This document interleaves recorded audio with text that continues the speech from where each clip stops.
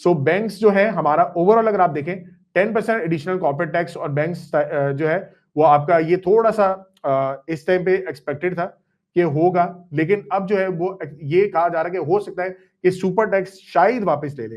ये भी शायद की बात है, कंफर्म नहीं है कि ऐसा होगा, लेकिन ओवरऑल अगर आप देखें कि ये सिनेरियो हमारा इस टाइम पे चल रहा है, ठीक है।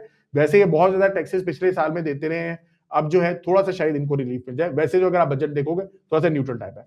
Cash transactions caps at stores to push more business through banks, ठीक है।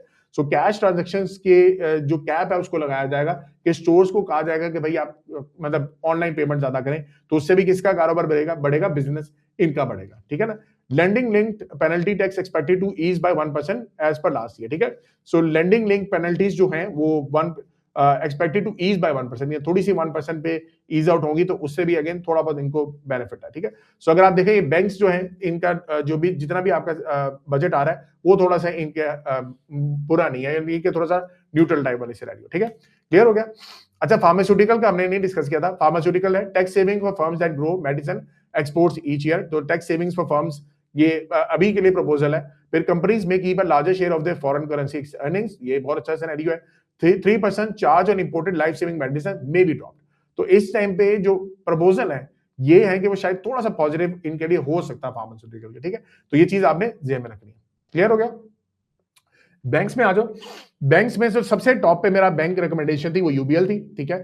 फिर उसके बाद नेशनल बैंक थी, फिर उसके बाद मिजान बैंक थी, एंड लास्ट एक मैंने बैंक ये भी कह दिया था कि आप इसमें भी जा सकते हैं, बीएमएल में भी जा सकते हो, ठीक है। बीएमएल अगर आपको याद होगा बड़ा क्लियरली मैंने कहा था कि बहुत रिस्की बेट है, ठीक है। ये स्ट्रक्चरल चेंजेस के ऊपर जा रहे हैं, तो स्ट्रक्चरल चेंजेस के ऊपर जाके ना बड़ा ये हो सकता है वॉलेटाइल हो सकता है। हुआ ये कि इन्होंने बिल्कुल ही ऑपोजिट वो कर दिया, शेयर्स कम कर दिए। जब आप नंबर ऑफ शेयर्स को कम करते हो तो आपका जो इंस्टीट्यूशनल इन्वेस्टर होता है वो उसमें से निकल जाता है। आपका इंस्टीट्यूशनल इन्वेस्टर बीएमएल में इसी वजह से था कि उनके नंबर ऑफ शेयर ज्यादा अवेलेबल थे। जब इन्होंने ये डिसीजन लिया उसके बाद आप देखें बीएमएल बड़ी तेजी से नीचे आया। हालांकि इनका जो रिजल्ट था वो आहिस्ता आहिस्ता इंप्रूव हुआ था, और मैंने अगर आपको याद होगा बुल्स एंड बियर्स में 2-3 दफा मेंशन किया था कि इनका एक लैंड है, ये बेचेंगे तो उसकी अर्निंग शो होगी। वो अर्निंग्स भी शो हुई हुई है इस टाइम पे, लेकिन उसके बावजूद भी ये परफॉर्म नहीं करा, ठीक है। सो बीएमएल वाज रिस्की बेट, ये मैंने बड़ा क्लियरली आपको 2026 की पिक्स में कहा था। बाकी जो 3 थे वो मैंने रिकमेंड किए थे कि आप लोग जा सकते हो, ठीक है। इस टाइम पे जो सरमाया स्कोर आ रहा है, अच्छा इनका थोड़ा सा डिफरेंट आएगा, ये चीज को ध्यान में रखिएगा, क्योंकि इनके पास इन्वेंट्री वगैरह नहीं होती, इस तरह की चीजें नहीं होती।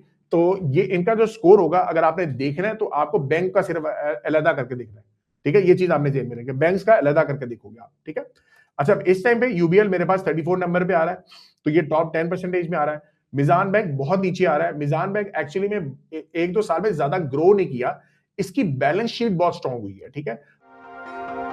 सरमाया.com, जहां हर फैसला बने सरमाया।